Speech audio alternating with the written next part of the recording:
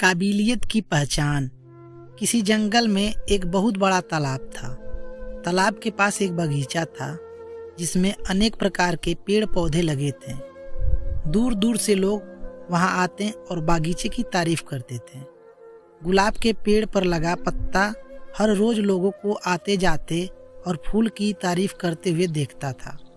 उसे लगता था कि हो सकता है एक दिन कोई उसकी भी तारीफ करे, पर जब कभी दिन बीत जाने के बाद किसी ने उसकी तारीफ नहीं की तो वह काफ़ी हीन महसूस करने लगा। उसके अंदर तरह तरह के विचार आने लगे। सभी लोग गुलाब और अन्य फूलों की तारीफ करते नहीं थकते, पर कोई मुझे देखता ही नहीं। शायद मेरा जीवन किसी काम का नहीं। कहाँ एक खूबसूरत फूल और कहाँ मैं। और ऐसे विचार सोचकर वो पत्ता काफ़ी उदास रहने लगा।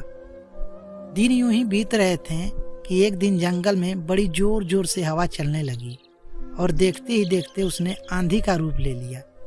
बागीचे के पेड़ पौधे तहस नहस होने लगे। देखते ही देखते सभी फूल जमीन पर गिर निढाल हो गए। पत्ता भी अपनी शाखा से अलग हो गया और उड़ते उड़ते तालाब में जा गिरा। पत्ते ने देखा कि उससे कुछ ही दूर पर कहीं से एक चींटी हवा के झोंकों की वजह से तालाब में आ गिरी थी और अपनी जान बचाने के लिए संघर्ष कर रही थी।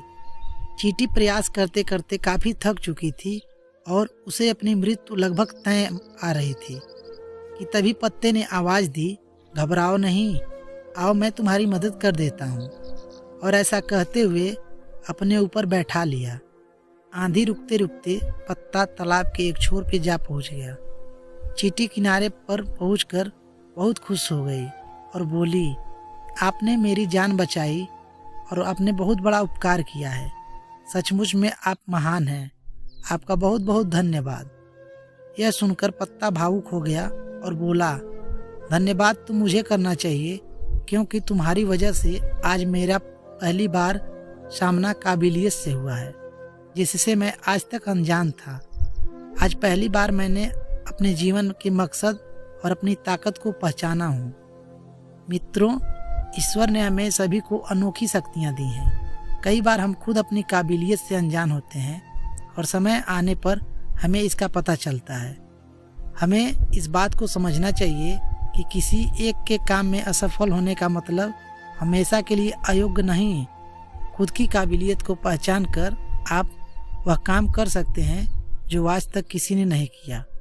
दोस्तों, आज की कहानी हमारी कैसी लगी कमेंट करके ज़रूर बताइएगा।